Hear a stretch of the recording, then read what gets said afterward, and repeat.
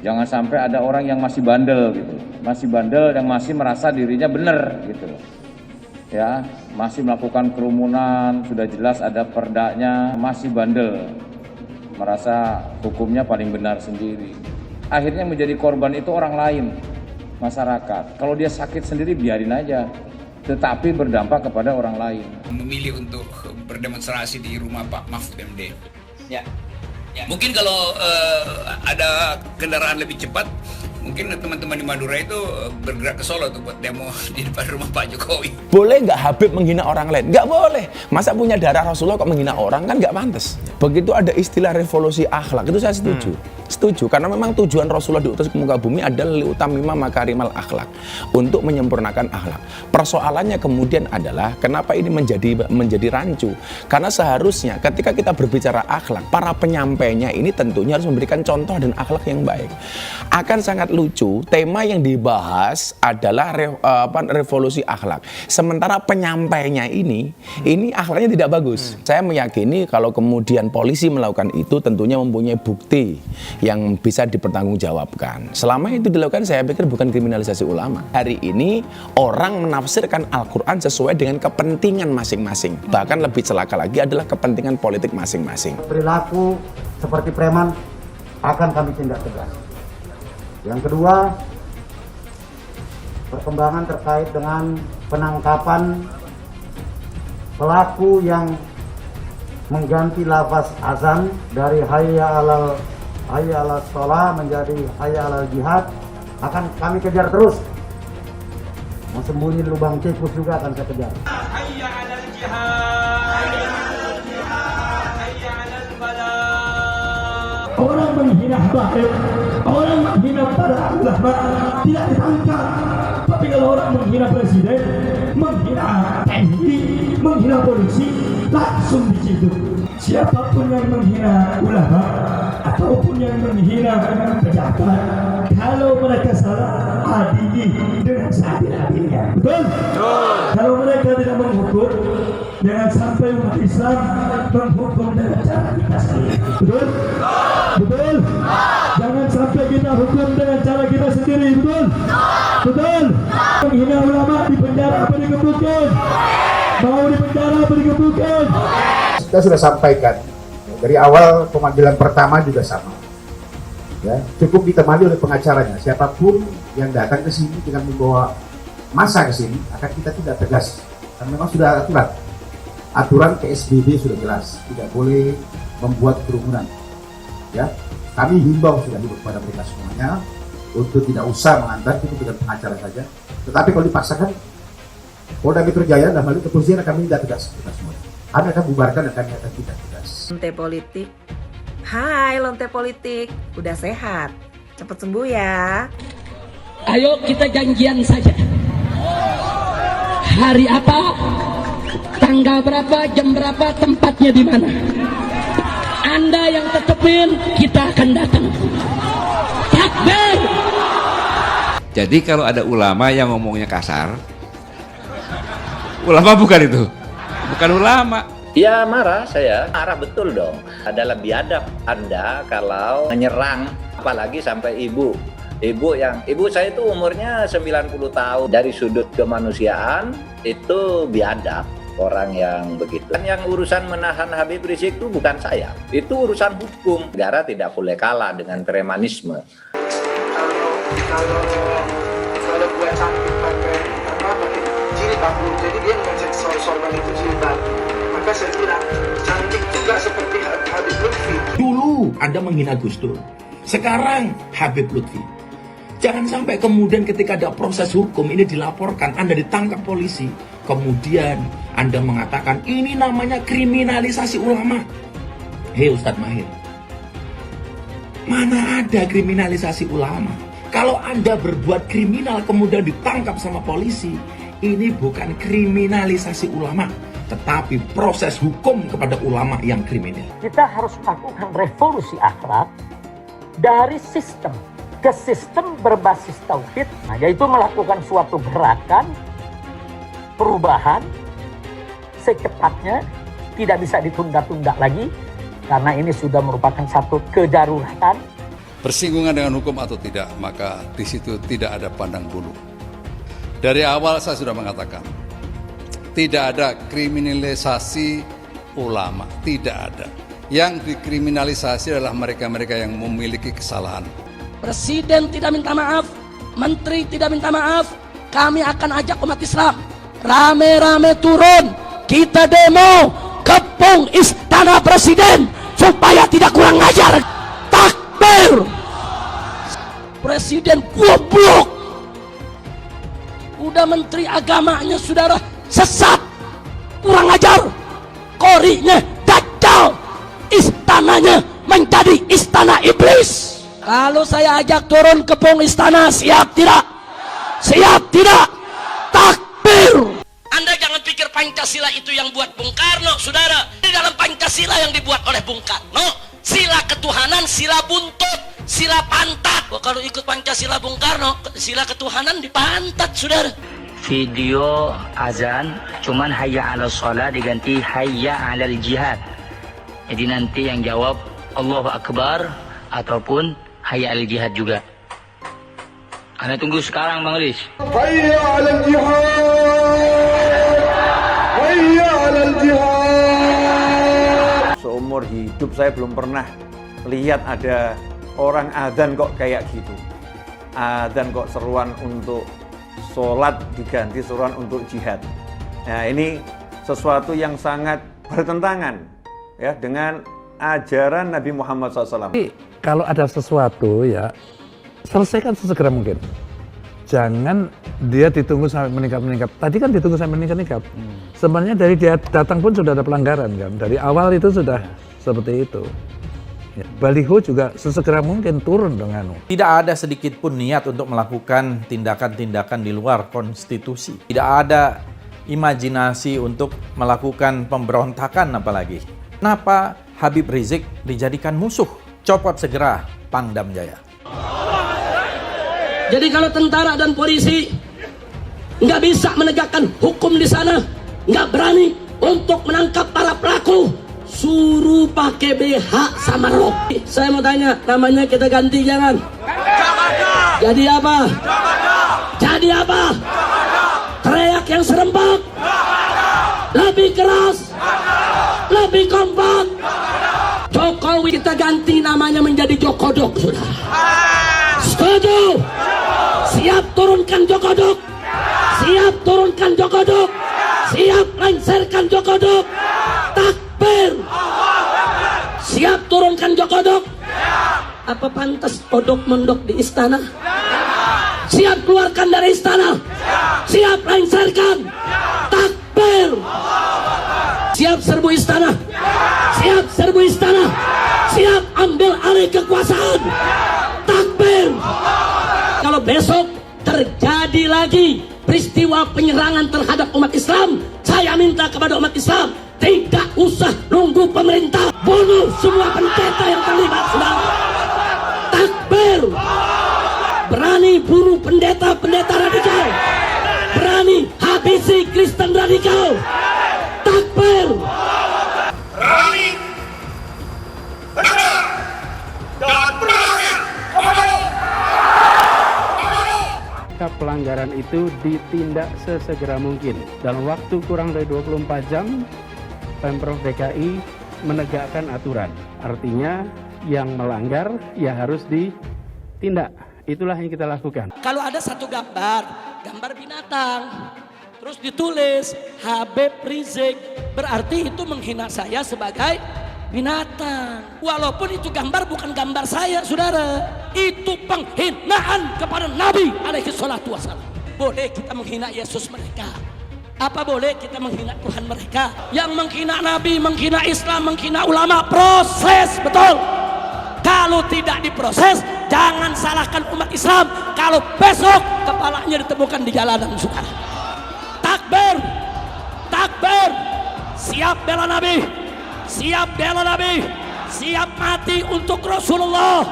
Takbir. Kita doakan Habib Rizik, Allah Ta'ala panjangkan umur. Jadi pemimpin insya Allah di Indonesia. Yang kedua, Allah pendekkan umur Megawati Jokowi. Al-Fatihah. Ada lonte hina Habib. Sampai lonte ikut-ikutan ngomong. Lonte hina Habib digagak polisi. Ditangkap enggak? Dijagain. Jangan-jangan minta jatah kali.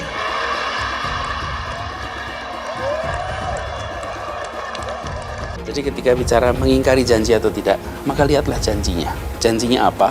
Kenyataannya apa? Jadi pemimpin itu berpihak dulu. Ada keberpihakan, dari keberpihakan dibuat mekanisme aturannya.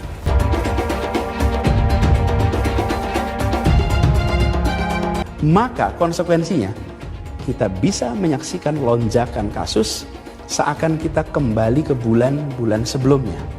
Dan bila itu sampai terjadi, maka Pemprov DKI Jakarta, gugus tugas DKI Jakarta tidak akan ragu, tidak menunda untuk menggunakan kewenangannya, menghentikan kegiatan sosial ekonomi di masa transisi ini. Rakyat kecil yang nggak patuh protokol kesehatan didenda.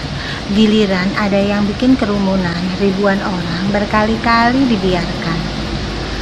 Ada yang dari luar, gubernurnya malah sowan. Kenapa takut? Padahal tegas itu yang dirindukan kami, rakyat Indonesia.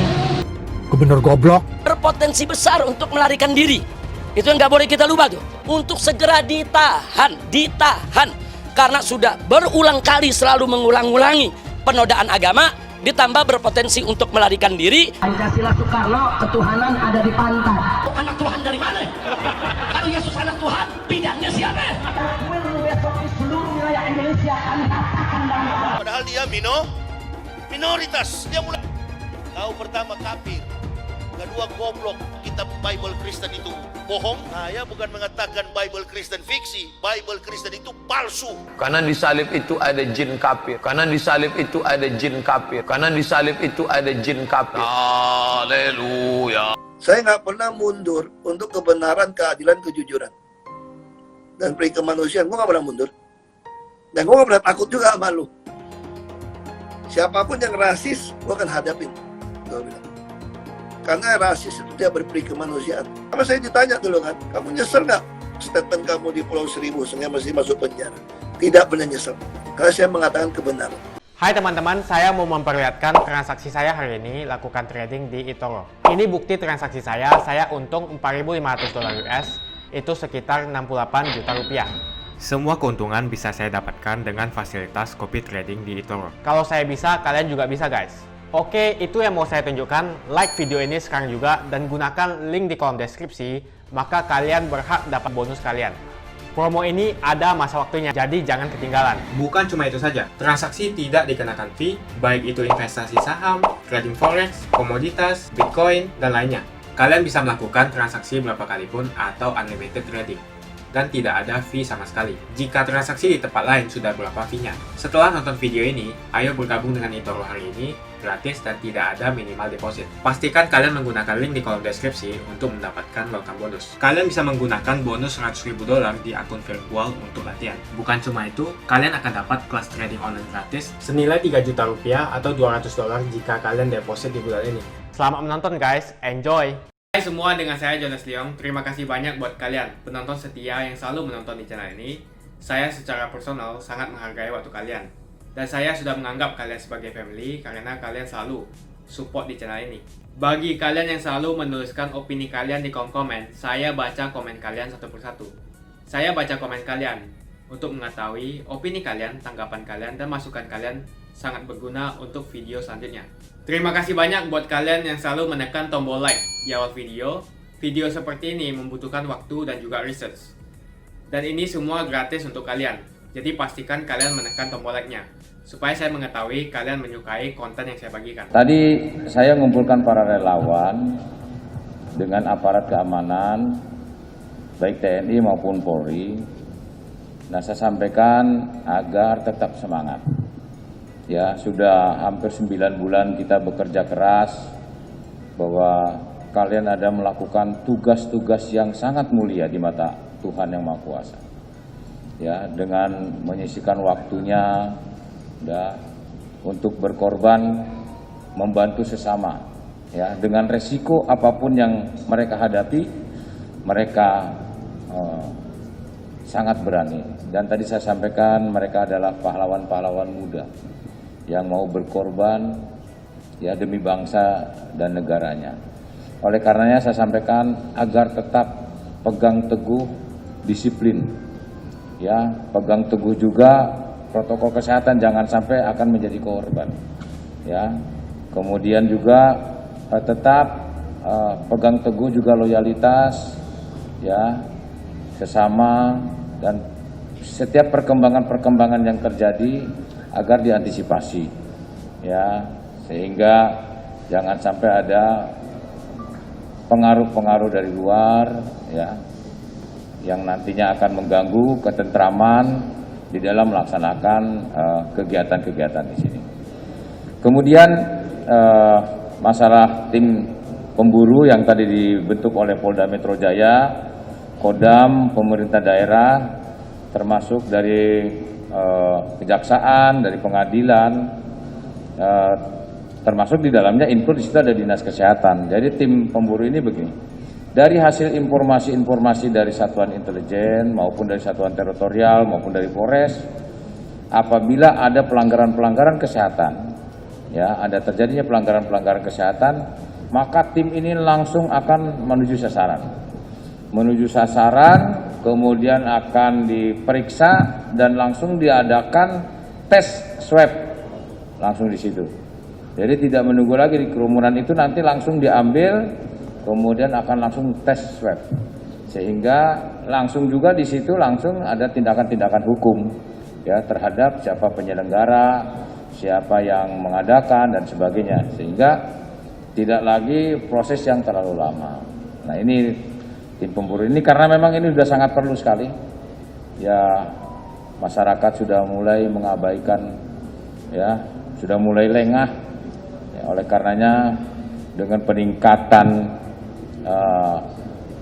COVID-19 ini yang semakin meningkat di sini, makanya harus segera kita lakukan. Diketahui oleh seluruh rakyat Indonesia, ya, bahwasanya biaya per orang, ya, biaya per orang ini per hari, biaya pasien per hari untuk yang tanpa gejala, yang OTG, itu baik pengobatan, ya, dari obat, dari makan, kemudian visit, ya, jadi visit itu APD dokter, kemudian perawat, itu per orang per hari itu biayanya itu 938.100. Nah, bagi yang masuk HCU, ya, itu 2.800.000 sampai 3.390.000. Artinya rekan-rekan, ini biaya ini sangat besar sekali. Ini yang ada di Wisma Atlet. Ini tadi kita perkirakan sudah di atas 4 triliun. Kita lakukan ada Satgas PDMPK. PDMPK itu penegakan disiplin mematuhi protokol kesehatan, ya. Ini sudah kita lakukan, itu gabungan dari Pol PP, kemudian TNI, Polri, itu memberikan himbauan-himbauan kepada masyarakat, ya. Kemudian ada juga operasi justisi, itu langsung tergabung dari Pol PP, TNI, Polri, kemudian pengadilan, kemudian dengan kejaksaan juga dilibatkan semuanya. Itu pun dilakukan. Kemudian ada juga ada Satgas Padat Karya. Padat Karya setiap kelurahan itu 100 orang. Itu ibu-ibu, kelompok emak-emak itu termasuk bapak-bapaknya memberikan himbauan door to door kepada masyarakat, sudah kita lakukan juga. Nah, kemudian ada juga setiap kelurahan juga, setiap kodim ada 100 orang. Dari Pol PP, dari FKPPI, PPM, Pemuda Pancamarga dan sebagainya. Ini sudah kita libatkan. Sebetulnya upaya-upaya yang sudah kita lakukan ini luar biasa lah, ya. Ya, oleh karenanya tadi saya sampaikan kepada Satgas relawan-relawan yang ada di sini, kasihanlah. Mereka itu sudah capek, ya, meninggalkan keluarga dan sebagainya. Jangan sampai ada orang yang masih bandel gitu, masih bandel yang masih merasa dirinya benar gitu, ya, masih melakukan kerumunan, sudah jelas ada perdanya, sudah diberi surat oleh oleh wali kotanya, masih bandel, merasa hukumnya paling benar sendiri. Akhirnya menjadi korban itu orang lain, masyarakat. Kalau dia sakit sendiri biarin aja, tetapi berdampak kepada orang lain, ya.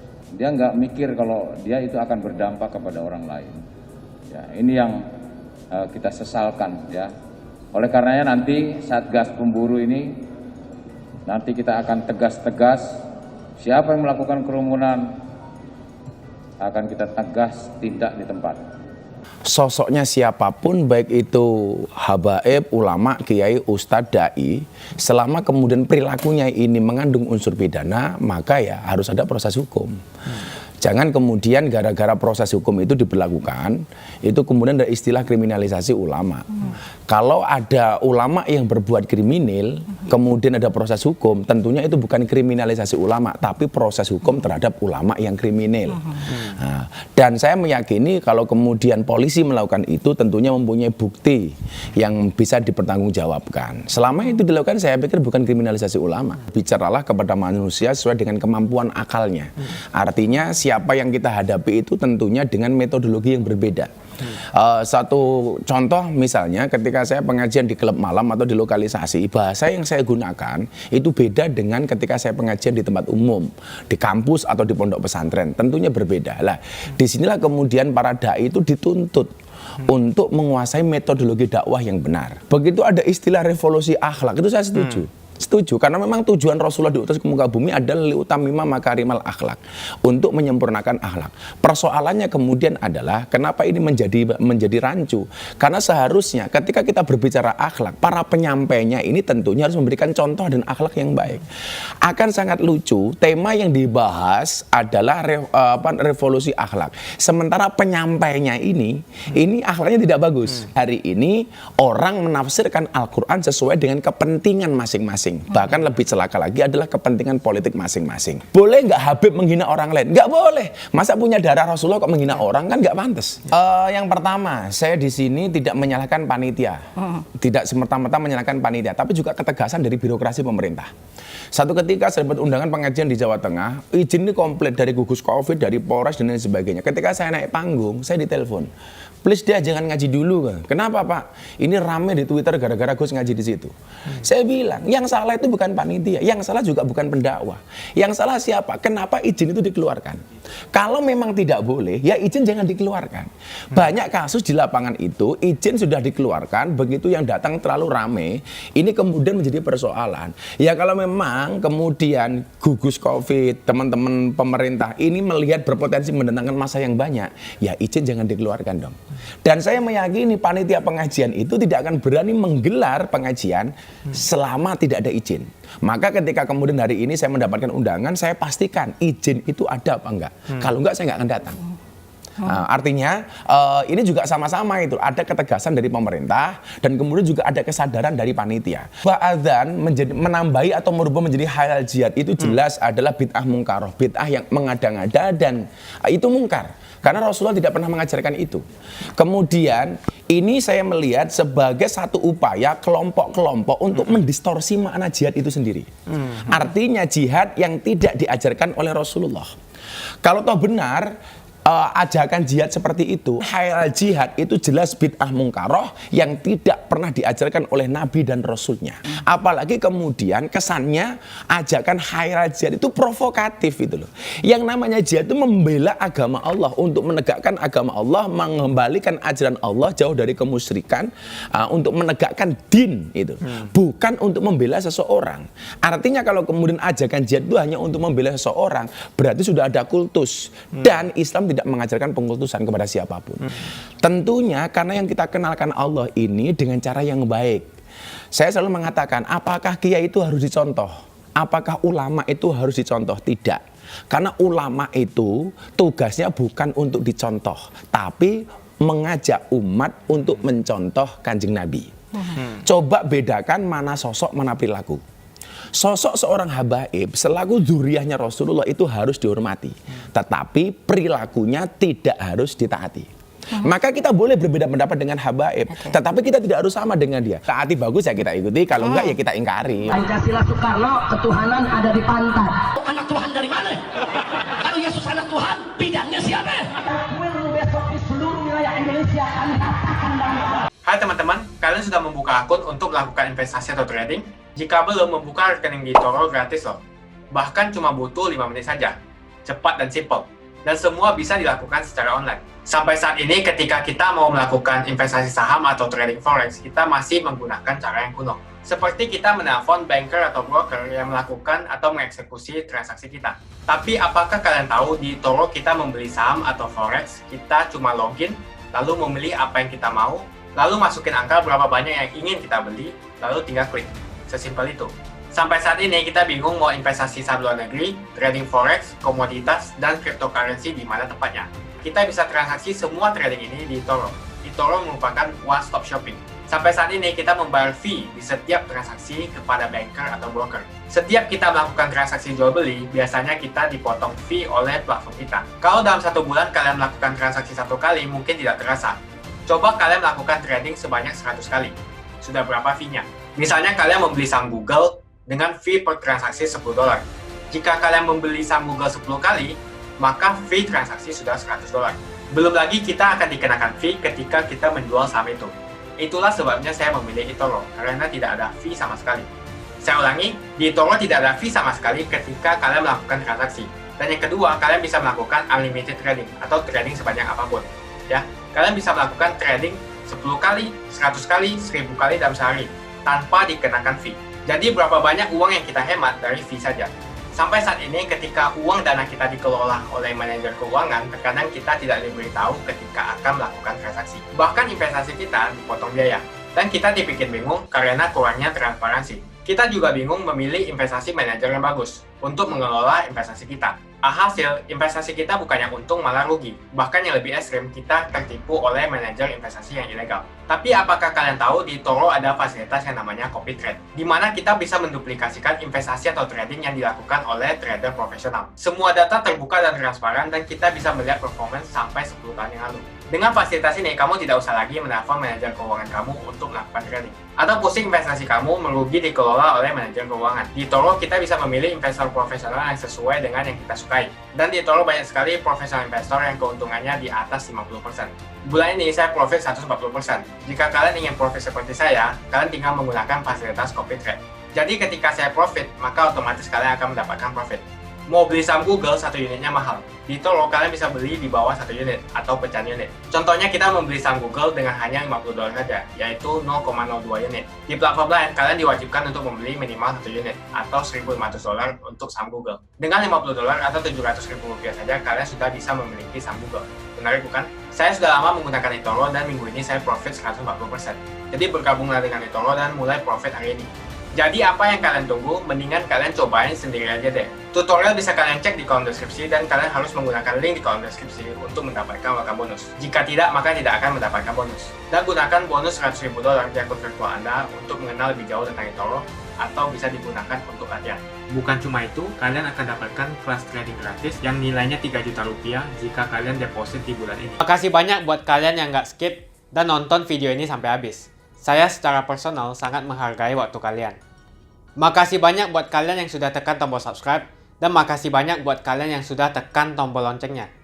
Jangan lupa bagikan informasi ini ke teman atau family Anda. Mungkin teman atau family Anda membutuhkan investasi ini. Oke guys, sekian dulu dari saya. Jangan lupa follow Instagram saya di @johannesleongofficial untuk kata-kata motivasi setiap harinya. Bagi kalian yang termotivasi nonton video ini, ayo like video ini dan subscribe di channel ini. Dan buat kalian yang sudah subscribe di channel ini, jangan lupa tekan tombol loncengnya supaya kalian mendapatkan notifikasi setiap kali saya upload video. Hai teman-teman, terima kasih banyak buat kalian yang sudah menekan tombol join atau sudah bergabung di channel YouTube Jonas Leong. Ini adalah salah satu feature dari YouTube di mana kalian bisa mensupport channel Jonas Leong untuk lebih semangat membuat konten-konten lainnya. Apa kelebihan ketika kalian join membernya Jonas Leong? Yang pertama, kalian akan mendapatkan badge atau tanda khusus untuk kalian semua, seperti ini. Kita Kita mulai dari new member, 1 bulan, 2 bulan, 6 bulan, 1 tahun, dan juga 2 tahun. Jadi semakin lama kalian berlangganan dengan membershipnya Jonas Leong, maka base Anda akan berevolusi menjadi lebih bagus dan menjadi lebih baik lagi. Yang kedua, kalian bisa menggunakan banyak emoticon yang bisa Anda pakai, seperti ini. Jadi kalian bisa berekspresi menggunakan emoticon yang sudah saya sesuaikan untuk kalian semua pendukung Jonas Leong. Tentu saja ada perbedaan antara orang yang belum membership dan sudah. Dari segi tampilan nama yang di-highlight dan juga logo di samping nama ketika Anda komen. Dan juga komen kalian akan lebih sering saya reply dan juga akan saya pin atau feature di setiap video. Buat kalian yang tidak bisa ikutan atau bergabung membership, tidak masalah. Karena dengan Anda menonton dan juga subscribe channel YouTube Jonas Leong, dengan cara like dan juga komen channel YouTube Jonas Leong, itu sudah cukup untuk mensupport channel Jonas Leong. Ini adalah feature di mana kalian ingin mensupport channel YouTube Jonas Leong secara lebih lagi.